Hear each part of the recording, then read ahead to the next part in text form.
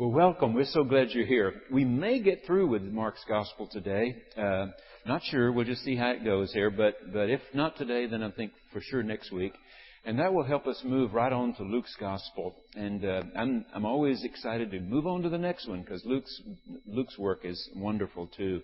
It's absolutely wonderful. And Luke, of course, tells us about the shepherds and the heavenly chorus and all sorts of things. So it'll really launch us into the Advent season.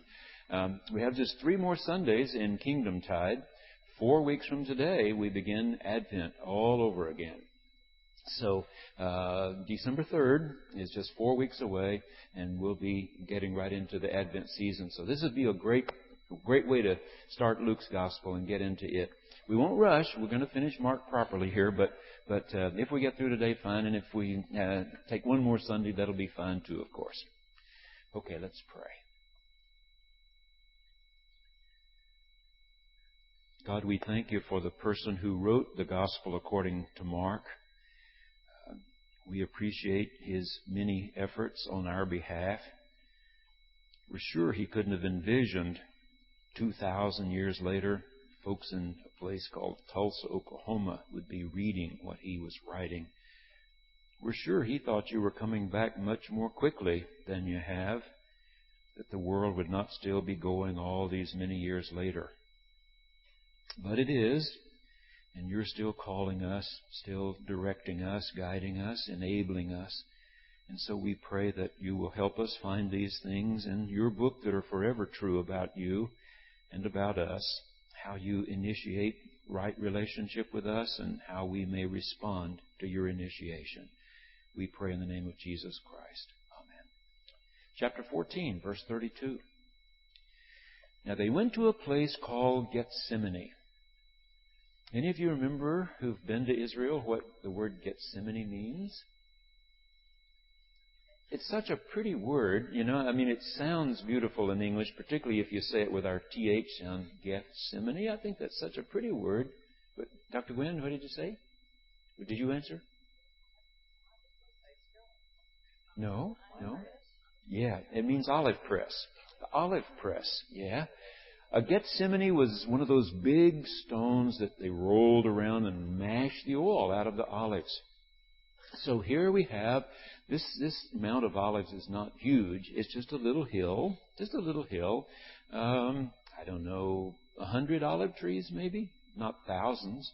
Maybe 100 olive trees grow there on the side of the hill. And as they picked the olives, or the riper ones began to fall, they had a big stone that went round and mashed the oil out of the olives. And so the first squeezing was clearer and better, and the more times they squeezed, you got to a little bit more inferior oil. And you know today when you buy olive oil, there are various grades of it, and the extra virgin are those that have been squeezed fewest number of times, and you have the clearest and the prettiest and the best tasting and so on. So it just means olive press, even as pretty as it sounds in English. He said to his disciples, now, if you've missed the last couple of weeks, let me just remind you, of course, we're Thursday night now. It's Thursday night. Jesus has been staying just outside the walled city for all of this week, having arrived on that Sunday we call Palm Sunday, going into the city each day, back out to Bethany at night, back into the city. It's not a long walk, not even a quarter of a mile, and for people accustomed to walking, not a long walk at all. Now we're at Thursday night. They've had the Passover together in a place Jesus had arranged for, or at least knew about, and now they're out here among the olive trees at the olive press when these significant things are happening. He said to his disciples, "Sit here while I pray." He took with him Peter, James, and John. Now we know that again and again in the Gospel, he felt a little bit closer to these 3.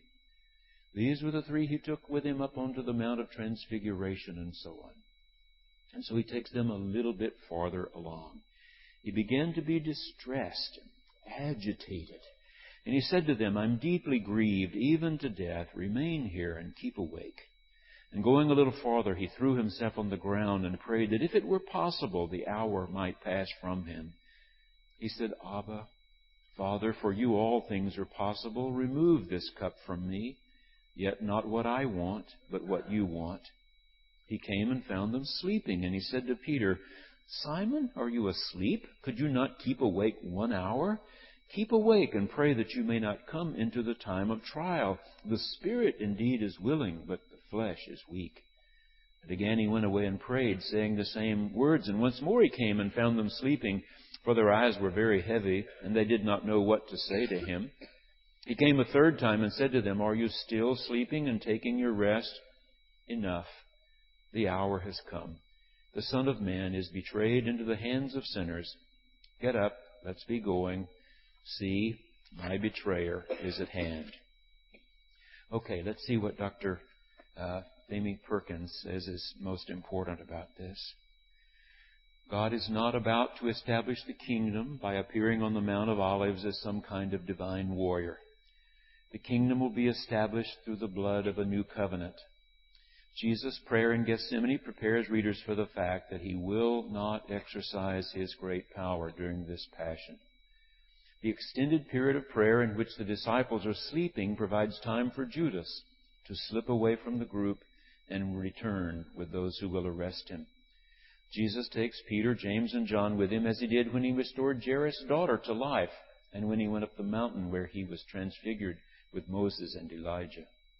Readers who remember the Transfiguration know that God will not abandon Jesus, but will exalt him to a position of heavenly glory greater even than that of Elijah and Moses.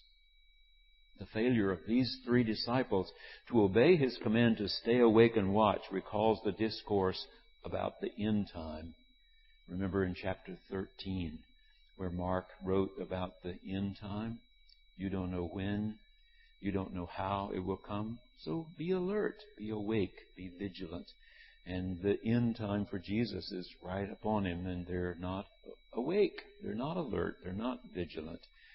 Now, earlier, Peter has denied Jesus' prediction about the passion. No, this will never happen to you, remember?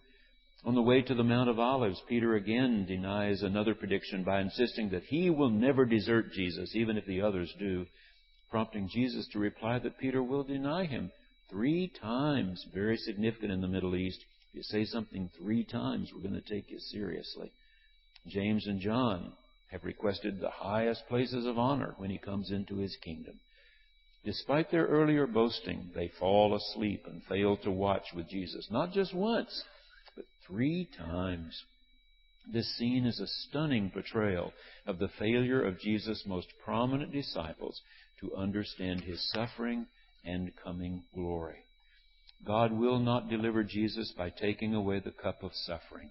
The conclusion of the prayer, "Not what I want, but what you want," reminds readers that Jesus has been devoted to doing the will of God from the very beginning.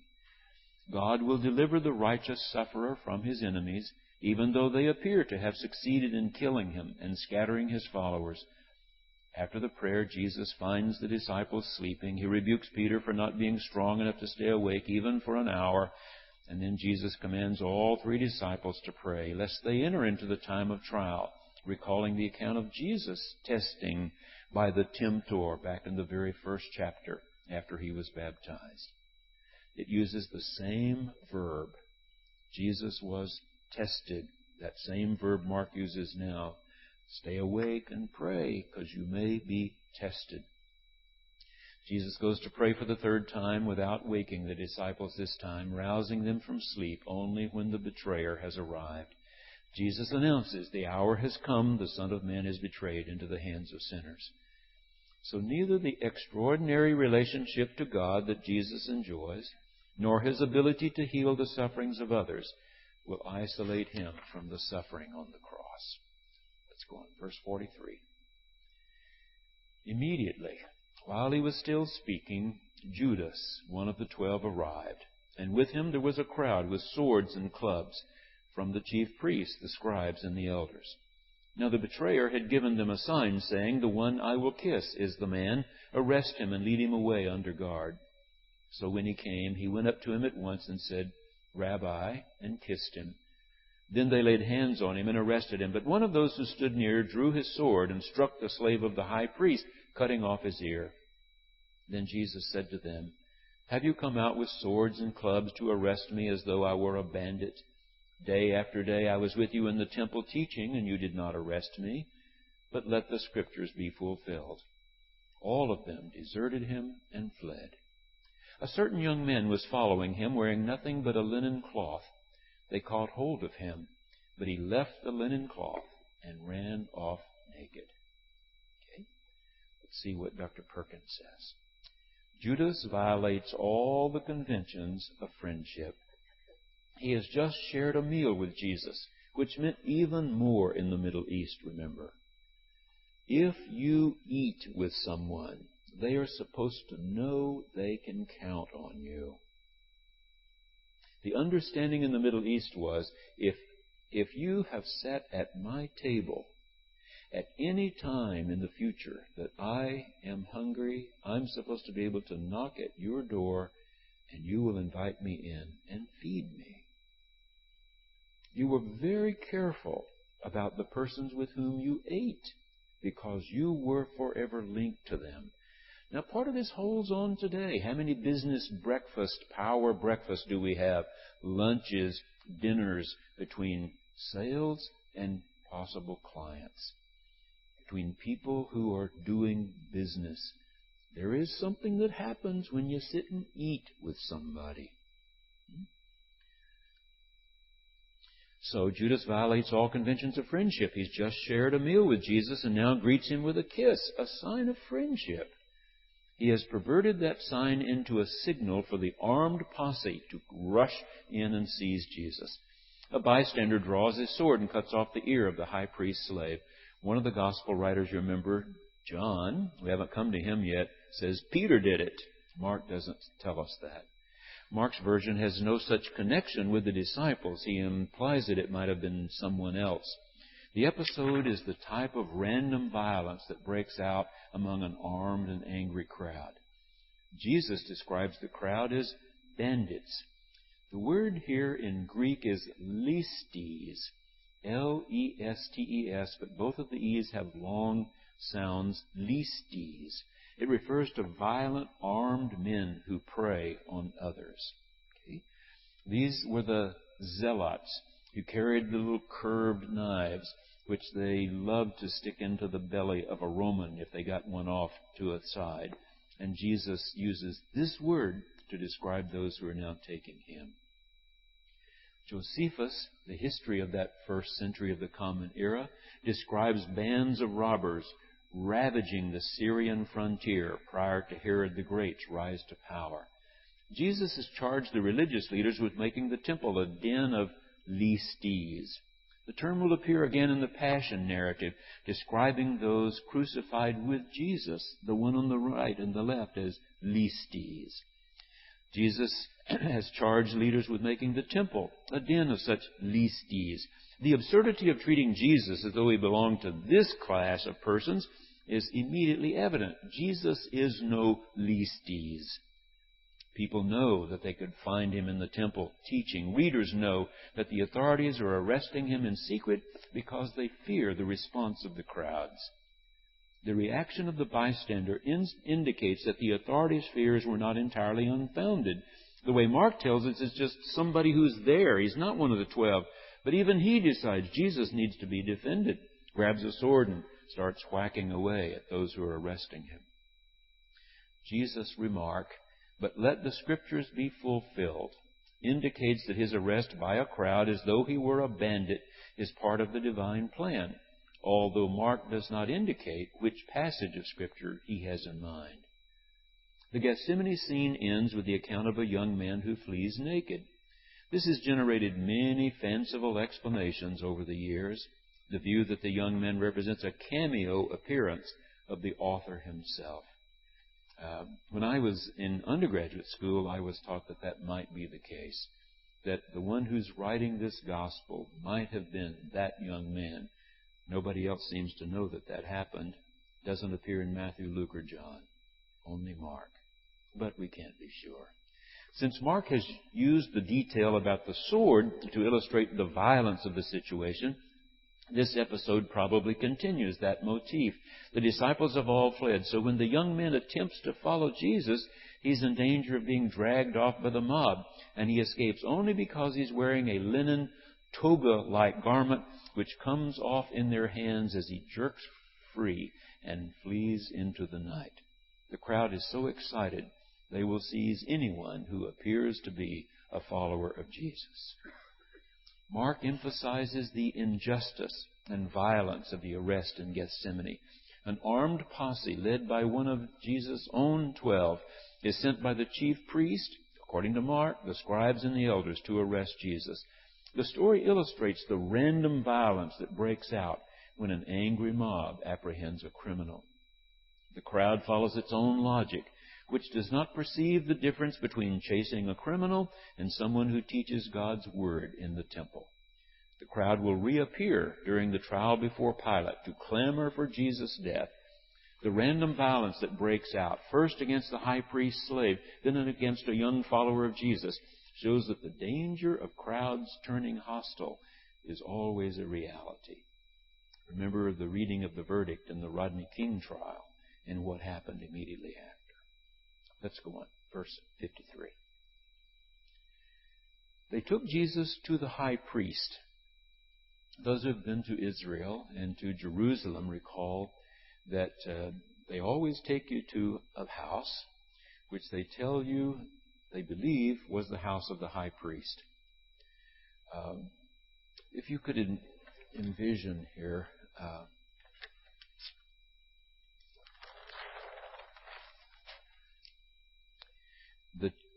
if we let this hill sort of be the Mount of Olives, and then a hill in front of it, which is the Temple Mount. Today you have two mosques. And usually the buses take you right up on the top of this hill and you're looking across westward. Here were the old eastern gates. And here's the little Kidron ravine, or little brook. Here are the olive trees. The little winding road is sort of like this, that Jesus would have ridden on the donkeys. Muslims have buried their dead over here now for many centuries. These are still olive trees, and the Church of All Nations is built here. The walled portion of the city, sort of comes around like this. And right, if you were to walk around, there's a very prominent street now that goes around this wall. But right around here is where this house is located. And you go down into this little Kidron ravine here, this little stream. And then you're climbing back up some steps. Now the buses, of course, drive you conveniently right around to it. But if you were to come from here, where Jesus was arrested, you would have walked up those steps. And even though the house itself is not 2,000 years old, and they will tell you it's not 2,000 years old, they do, if you recall, show you a cistern-like room underneath. Remember? There was a hole up at the top, so it's shaped sort of like a pomegranate or a big gourd or something. And they theorized that a person could be lowered through that hole at the top and then couldn't get out without somebody helping you out. Now, of course, they've cut down around the side of that, and you can walk down little steps and you can sit down in the bottom there. But they're saying that that portion does date back 2,000 years. The house above ground was torn away in the Crusades and so on. But the underground part was there, and they've been able to determine that the steps going up the side of that little hill are 2,000 years old. They were there at the time. And so they will point out to you that if, in fact, this was the house of Caiaphas, then Jesus would have stepped on, been led up, right up those little steps. So it's an interesting thing. They took Jesus to the high priest, and all the chief priests, the elders, and the scribes were assembled. Now Peter had followed him at a distance right into the courtyard of the high priest, and he was sitting with the guards, warming himself at the fire. Remember, in desert country, dry air, and it can really cool off at nighttime. Now the chief priest and the whole council were looking for testimony against Jesus to put him to death, but they found none. For many gave false testimony against him, and their testimony did not agree. By Jewish law, you have to have two witnesses whose testimony absolutely agrees.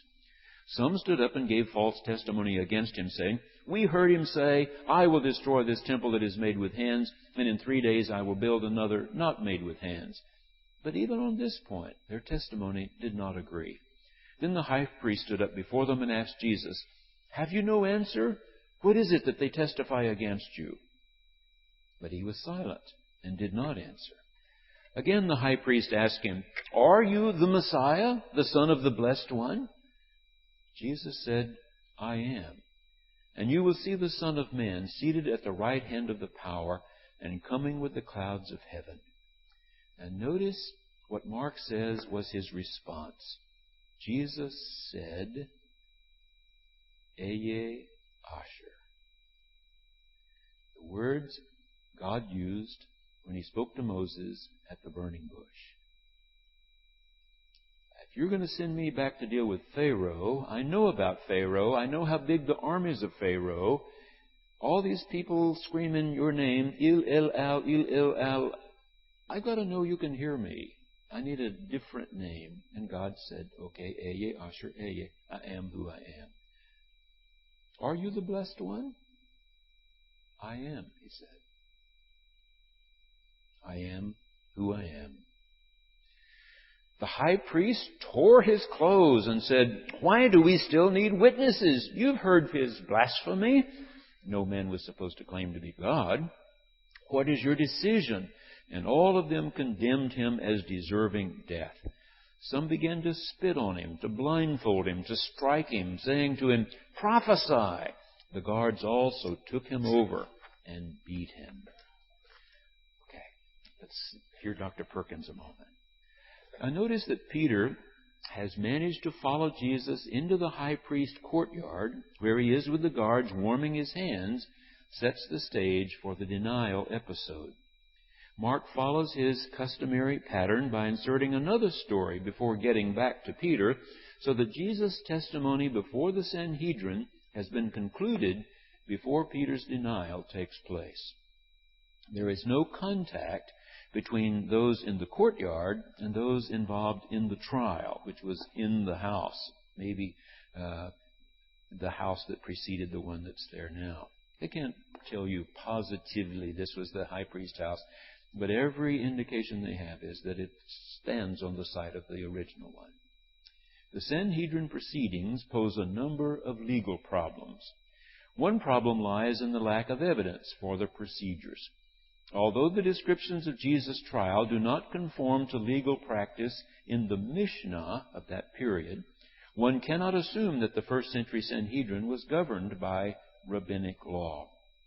Josephus, in his writings, concurs with the impression given in the Gospels that the Sanhedrin functioned as a court in death penalty cases. However, many scholars do not think that Jews would have been permitted to execute anyone without permission of the Roman prefect. For example, Herod the Great needed to obtain the emperor's permission to execute his own sons on charges of treason. Permission granted. He killed his own sons. Thus, many historians think that there was never a formal trial of Jesus before the Sanhedrin. Rather, as John will suggest in his gospel, which we'll get to one of these days, a group of the high priest friends and advisors gathered to collect possible evidence against Jesus in order to prepare to turn him over to the Roman prefect the next morning. Readers know that the chief priests, elders, and scribes have been determined to destroy Jesus for some time. Mark's told us that more than once in his gospel. Several witnesses give conflicting testimony. Some allege that Jesus claimed that he would destroy the temple and miraculously replace it with a heavenly one. The contrast between made with hands and not made with hands was commonplace in ancient discussions of temples as sacred, set-apart places. Jews distinguished God's dwelling in heaven from pagan idols. Pagan idols made with hands, God's heaven not made with hands. First century Jews, meaning first century of this common era, apparently did not expect that the Messiah would be responsible for either destroying the old temple or establishing a new one. In their confused form, such charges do not constitute serious evidence against Jesus. Lack of agreement among witnesses should have led to dismissal of all this testimony. But Mark's readers know that Jesus has predicted that the temple will be destroyed. Now, if Mark is writing after the year 70, readers also know that Titus had destroyed the temple and that it was not rebuilt. Insofar as Mark has a positive understanding of "I will build," it must refer to the community, the people that comes into being through Jesus' death.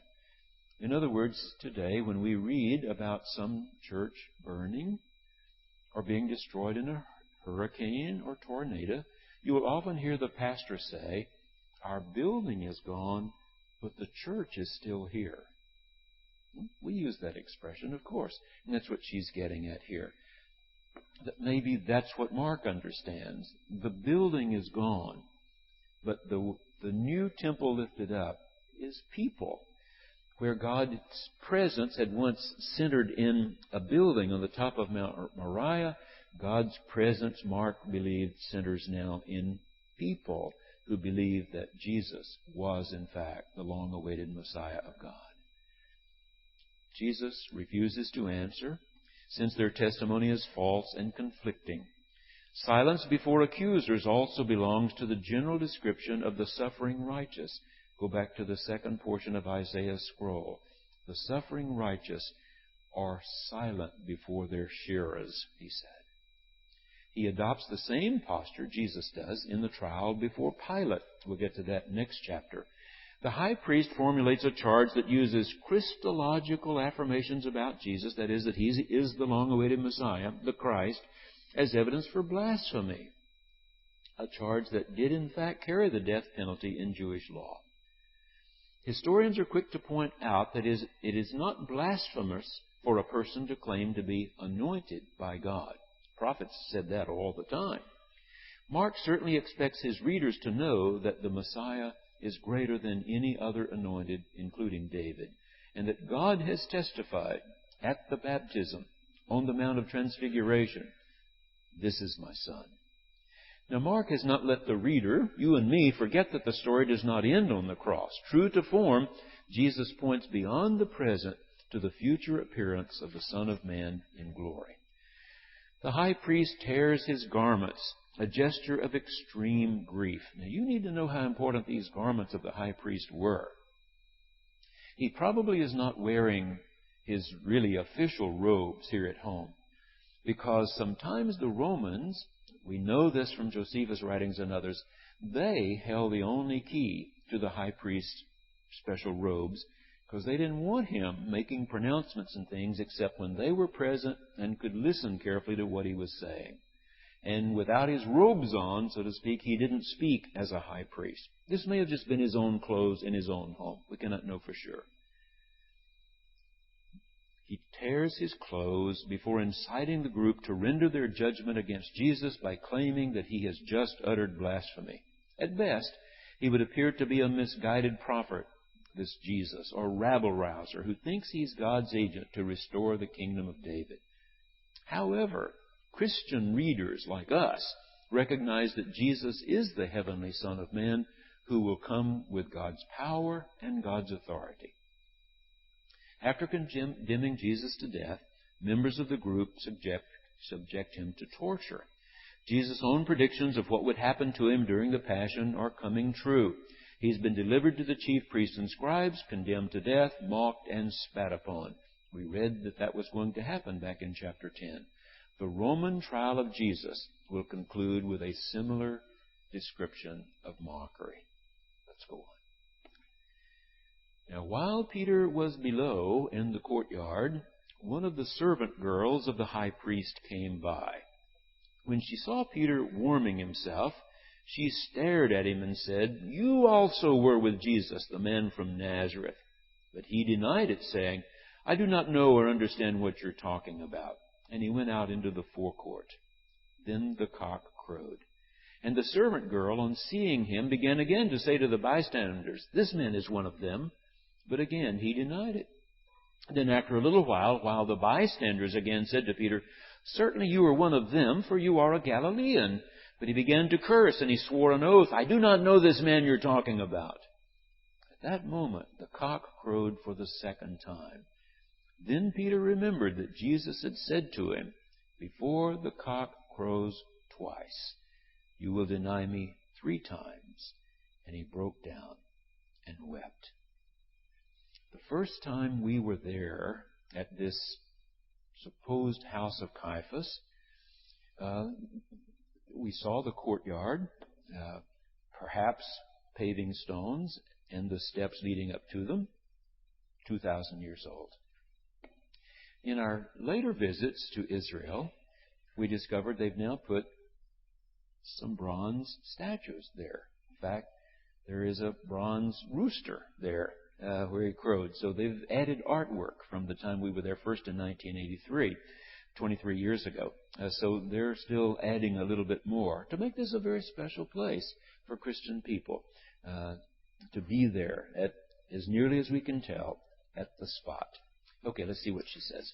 Peter's 3 denials before the cock crows twice demonstrates that another of Jesus' prophetic statements have come true. Each accusation of being one of Jesus' followers brings a more vehement denial. Peter claims not to understand at first what the servant girl is talking about, denies being one of Jesus' followers, and then swears an oath that he does not know the person they're talking about. The first denial is followed by the cock's crowing. Some time passes between the denials to the maidservant and the charge by one of the bystanders that Peter might be one of Jesus' disciples because he's a Galilean. You see, they could tell the way each other dressed and the way each other spoke. Can you tell somebody from Mississippi from somebody from Boston? I think so. It wasn't that far, but the differences were fairly pronounced. I remember when we were in Morocco, a very new and strange country to us, our guide would point out women in the marketplace and say, "Do you see the kind of material she's wearing? That means she's a Berber. You see what that woman is wearing, how she's dressed? That means she's some other tribal group." And supposedly he could just stand there and tell you, these women are from 5 or 6 different tribal groups who've come into the same marketplace here. They could tell the way they dressed. And that's what they're getting at with Simon Peter. Peter apparently does not notice the first crowing of the rooster, but the second reminds him of what Jesus had said. And he broke down and wept. Now, when Peter breaks down weeping, he illustrates that he now knows what he has done. The wonderful thing about this is that we know if God is like Jesus, if Jesus was embodying the very presence of God, then disciples can still be redeemed, bought back from the slavery of sin and denial to being friends again. And of course, John has that dramatic story after the resurrection up at the Sea of Galilee when Jesus asked Peter 3 times, "Do you love me? Do you love me? Do you love me?" Let's get this straight. Okay, let's go on. Chapter 15. Now, as soon as it was morning, and we know morning is just about here because the old rooster's crowing, the chief priest held a consultation with the elders and scribes and the whole council. They bound Jesus, led him away, and handed him over to Pilate. Now, remember that Pilate normally lived at Caesarea. Okay? Some of you, if you've been to Israel, I'm sure you've been to Caesarea because they love to take you there. All right. If you can, just for a moment, envision, this map is not with much detail, but it gives you an idea. Jerusalem is here, Dead Sea here, Jericho, of course the Sea of Galilee. This is about 75 miles from up here, nearer 90 miles. Tiberias, still standing today, ruins of Capernaum here. But if one goes almost due west over to the Mediterranean, these are rivers, as you recall, the Jezreel and so on. If you go almost due west, you come today to Tel Aviv, and just west of Tel Aviv is Caesarea.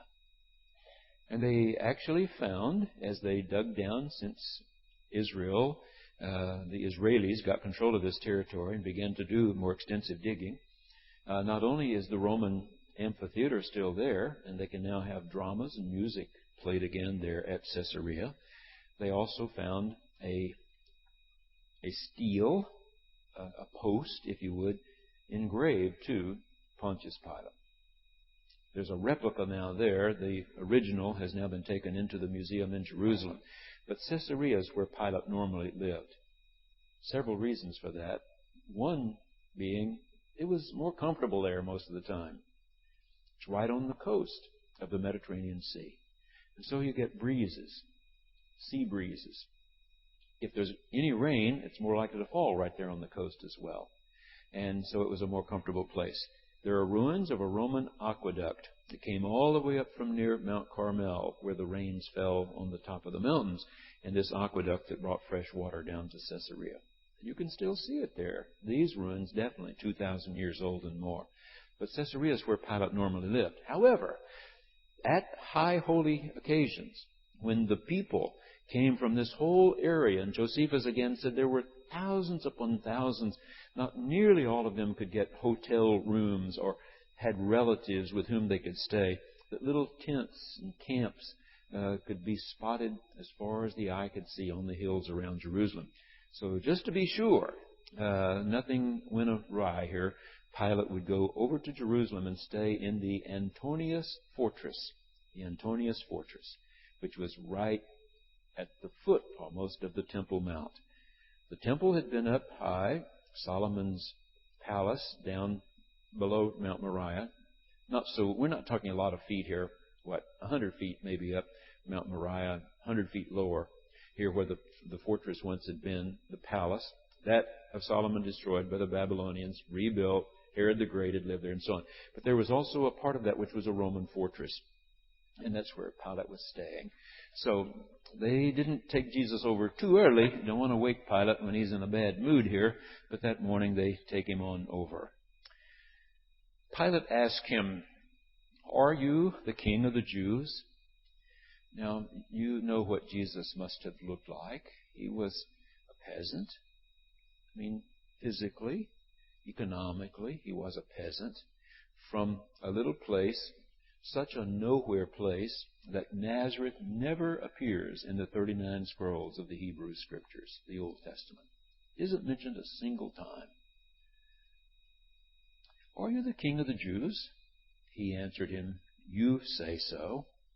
Then the chief priest accused him of many things. Pilate asked him again, "Have you no answer? See how many charges they bring against you." But Jesus made no further reply, so that Pilate was amazed. Now at the festival, Pilate used to release a prisoner for them, anyone for whom they asked. Now a man called Barabbas was in prison with the rebels who had committed murder during the insurrection. They were always having insurrections against the Romans. So the crowd came and began to ask Pilate to do for them according to his custom. Then he answered them, "Do you want me to release for you the king of the Jews?"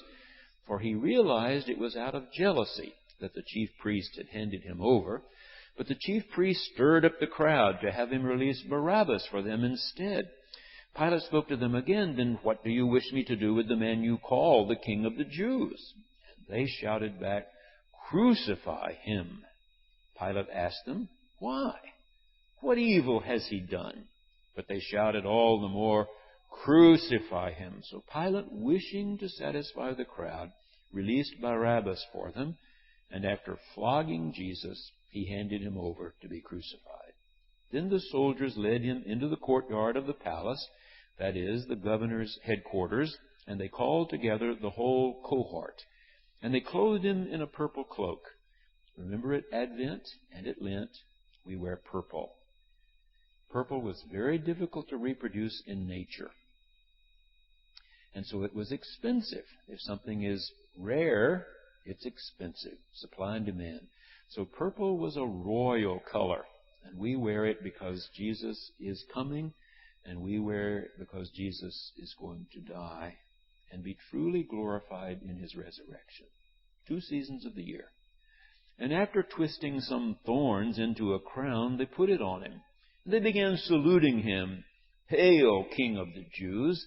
They struck his head with a reed, like a cane, spat upon him, and knelt down in homage to him. After mocking him, they stripped him of the purple cloak and put his own clothes on him. Then they led him out to crucify him. Now let me remind those of you who've been to Jerusalem that we were taken down several flights of stairs. So we're descending archaeologically. We're going down through various times when Jerusalem has been destroyed and dirt filled in and so on. So we're descending, and then suddenly you're under a very low ceiling, and you are told to look in the stone there, and you see little carvings. I mean, the stone has been scratched. And they point out to you that these are little games the Roman soldiers played when they had time off. It's like a chessboard, a checkerboard, or a Chinese checkers, sort of what they look like. And they say they have found other drawings dating to the Roman period where this is so. This was the place where Jesus was beaten, spat upon, purple robe put on him, crown of thorns, bowed down, mocking him. So again, the building above is not original, but the stones, they believe, are original, that is, to the time of Jesus, 2,000 years ago. Okay, let's see what she says now. The trial before Pilate is as complex as the earlier trial by the Sanhedrin.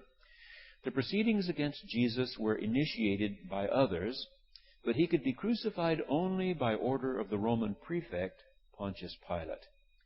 When Judea was established as a Roman province in the year 6 before the Common Era, a prefect was sent to administer its affairs. The governor possessed the right to pass death sentence on criminals. Pilate was accustomed to dealing with Caiaphas and other members of the Jewish aristocracy. Being high priest was a very important position. As prefect, Pilate would have been unlikely to bother with investigating charges against an obscure Galilean peasant. Those who formed the governing council of Jerusalem were important people whose judgment he would have had every reason to accept. What's she trying to tell you? By the time the 4 Gospels get written, those who wrote them needed to curry favor with the Roman government. It was a difficult time. We believe that Mark's Gospel was written just a few years after Nero has put to death both Peter and Paul. 2 of their brightest shining lights have been martyred in Rome. And so in the writings, the description of Pilate and his behavior just is not consistent with what we know about Pilate. He was savage. He was brutal. The only good Jew to him was another dead Jew, if you would, to use an old cliche. That he would have dared question the chief priest about all of this. If the chief priest wants him dead, Pilate couldn't care less. Kill him. So we have to be very careful, because these stories have been used by Christians to put down, to kill, to murder Jews for 2,000 years. We have to be really careful here that the Roman is made the good guy and all the Jews seem to be very bad. Okay. That's what she's trying to tell you. Pilate was accustomed to dealing with Caiaphas and other members of the Jewish aristocracy. Just rereading a couple of sentences. As prefect, Pilate would have been unlikely to bother with investigating charges against some obscure Galilean. As Jewish writers describe him, Pilate was not sympathetic to the Jews whom he governed. Now, these accounts give historians no reason to think that Pilate would have been at all hesitant to execute Jesus. Nor would the charge, King of the Jews, have been a matter of serious concern to him. Technically, after the death of Herod the Great, the Jews had no king. When the Romans installed Herod's sons over parts of Herod's old kingdom, they explicitly refused to confer Herod's title king on any of them. Mark presents Pilate in a more positive light than does Josephus by placing the Barabbas episode at the center of the trial before Pilate. Mark creates the impression that Pilate considers Jesus innocent. In the earlier trial, Jesus refused to answer the false accusations made against him. He continues to do so when charged before Pilate. The social dynamics of the time would have made Jesus' execution by the prefect a foregone conclusion. It doesn't matter what he says or doesn't say, he is a dead man. The offer to exchange Jesus for Barabbas suggests that Jesus has already been found guilty. Do you want this Listes, one of these bandits with the curved knives who love to stick them into Romans? Or do you want this carpenter? Barabbas is guilty of inciting the same kind of rebellious violence of which Jesus stands accused, when of course he is not guilty.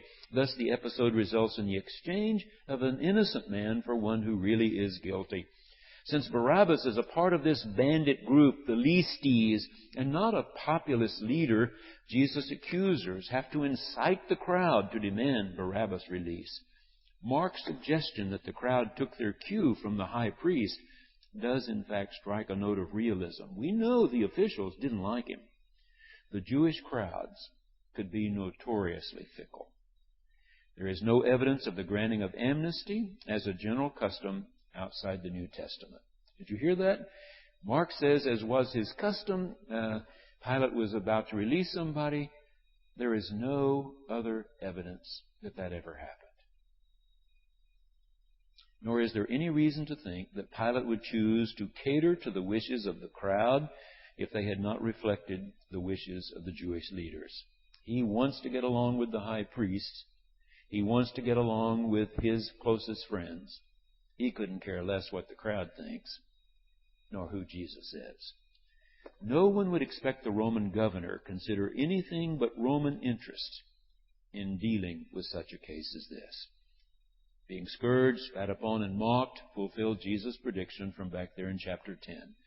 Just as the Sanhedrin trial concluded with mockery of Jesus as a prophet, the Roman trial concludes with mockery of him as King of the Jews. Soldiers dress him up as a king. They pretend to hail him as though he were the Caesar. But he is no threat to imperial power, and they know it.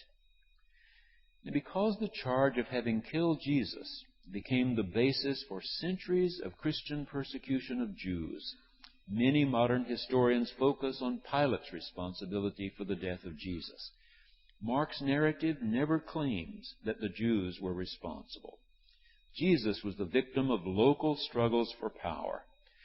You have to keep reminding yourself that everyone who befriended Jesus, who traveled with him, who clamored to get close to him, were also Jews.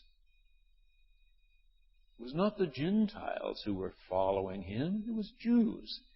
So there were so many common people, Jews, who loved him, who followed him everywhere, wanting to be touched by him, wanting him to say a kind word, a healing word to them. There was a little power clique in Jerusalem that wanted him done away. Jesus was the victim of local struggles for power. Mark has made it clear that a particular group orchestrated the death of Jesus, much as the death of John the Baptist was orchestrated by Herodias. The mocking cynicism of the Roman soldier shows how depersonalizing the victim increases the violence in any society. The Barabbas incident suggests another severe consequence of the corruption introduced by power politics. That is, people can no longer distinguish the guilty and dangerous person from the one who is absolutely innocent. In the Barabbas episode, Jesus' life is exchanged for that of a sinner. If there's any doubt what he is about here, he who was responsible to God, is taking on the irresponsible behavior of all of the rest of us. When we think of ransom, we think of kidnapped executives, diplomats, travelers, and the like. But ransom was a more common transaction in ancient societies. One was expected to rescue relatives from debt slavery or from captivity and war. Likewise, outside help is necessary to break the power of sin. Jesus' death provides that ransom for all human beings. Let's go a little farther. They compelled a passerby who was coming in from the country to carry Jesus' cross. It was Simon of Cyrene, the father of Alexander and Rufus. Then they brought Jesus to the place called Golgotha, which means the place of a skull, and they offered him wine mixed with myrrh, but he did not take it. And they crucified him and divided his clothes among them, casting lots to decide what each should take. It was 9 o'clock in the morning when they crucified him. The inscription of the charge against him read, "The King of the Jews." And with him they crucified 2 listes, 2 bandits, one on his right and one on his left. Those who passed by derided him, shaking their heads and saying, "Aha! You who would destroy the temple and build it in 3 days, save yourself and come down from the cross." In the same way, the chief priests, along with the scribes, were also mocking him among themselves and saying, "He saved others. He cannot save himself. Let this Messiah, the King of Israel, come down from the cross now, so that we may see and believe." Those who were crucified with him also taunted him. When it was noon, darkness came over the whole land until 3 in the afternoon. At 3 o'clock, Jesus cried out with a loud voice, "Eloi, Eloi, lima sabachthani," which means, my God, why have you forsaken me?" When some of the bystanders heard it, they said, "Listen, he's calling for Elijah." Now, it doesn't sound like Elijah to you and me, but remember that in Hebrew, the name for God before the burning bush was El. It's pronounced with an A for them. Eli, Eli, and Eliha is Elijah. Eli, Eliha. They do sound similar. Someone ran, filled a sponge with sour wine, put it on a stick, and gave it to him to drink, saying, "Wait, let us see whether Elijah will come to take him down." Then Jesus gave a loud cry and breathed his last. And the curtain of the temple was torn in two from top to bottom.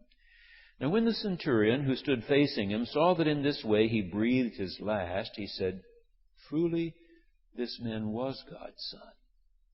There were also women looking on from a distance. Among them were Mary Magdalene and Mary, the mother of James the younger, and of Joseph and Salome.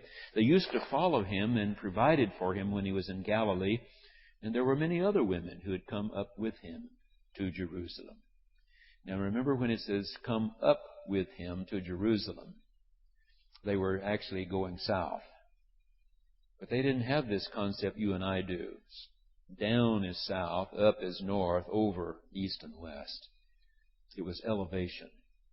Jerusalem was up in the hills. Up in the hills. Remember, they thought the earth was flat. Basically flat. So when you went up, you were going in elevation up. The crucifixion of Jesus highlights the suffering and abandonment of God's Son. The onlookers emphasize the powerlessness of Jesus by challenging him to free himself from the cross. Mark's readers, like you and me, know that when the Son of Man is revealed as judge, his enemies will be the ones condemned. The death of Jesus also brings an acknowledgement from another enemy, the centurion. Remember, centurion comes from the same word as century, or how the old gangster used to say a C-note, a $100 bill, or centennial that we're about to celebrate for our state, means 100. And a centurion was a Roman officer who was in charge of 100 others. This centurion sees that Jesus is God's Son. The reference to Simon of Cyrene suggests that he is familiar to those who read Mark's Gospel.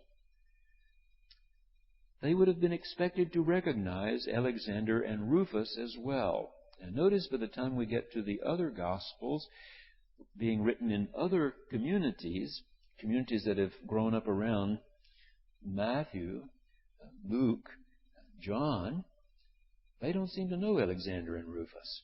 And so those names don't mean anything to them. But they mean something to this community to whom Mark is writing. They know Alexander and Rufus. And so he identifies Simon of Cyrene with them. Mark may have used this reference to Simon's sons to provide a reliable witness to the events that occur at the crucifixion.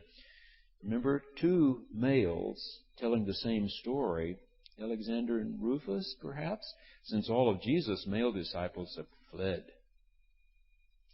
Tradition often depicts Jesus as dragging the whole cross and falling under its weight. In fact, we know now that those sentenced to crucifixion carried only the crossbar.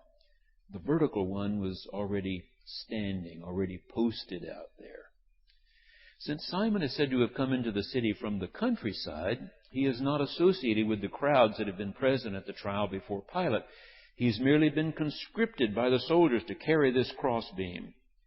Now, how are readers to understand this detail? Is it an indication of how severely the abuse suffered during his trials has weakened Jesus, that he cannot carry this 4x4, probably, or maybe 6x6 cross member? The word Golgotha is the Aramaic term for skull. Remember, Jesus' native tongue was Aramaic. Golgotha is the Aramaic term for skull. Friday, I was at Temple Israel to hear one outstanding woman scholar they had brought to the community for this week, and she mentioned Aramaic all the way back. She was not talking about the New Testament. She was talking about Rachel, Jacob's favorite wife. And she talked about her father Laban being an Aramean. Okay. Aramean, way back there. Jesus still speaking Aramaic all those centuries later. Golgotha is the Aramaic term for skull. You and I probably know more the word Calvary, which is from the Latin, Calvaria. Wine mixed with myrrh was probably used as a narcotic, an anesthetic, if you would. Jesus' refusal to drink the wine indicates that he is fully conscious throughout the crucifixion. He is not drugged in any way. He will not fall asleep at the crucial hour, as his disciples had done in Gethsemane.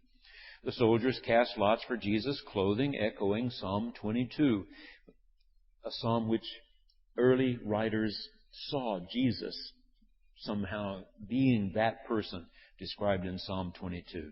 Several details in the crucifixion story, including Jesus' final words, are taken from Psalm 22. We've got a couple more minutes. Jesus will die after hanging something over 6 hours on the cross. Since prisoners often survive more than 24 hours, even occasionally for several days, Jesus' death came an unusually short time into his crucifixion. Mark repeats that they crucified him 3 times. He says that.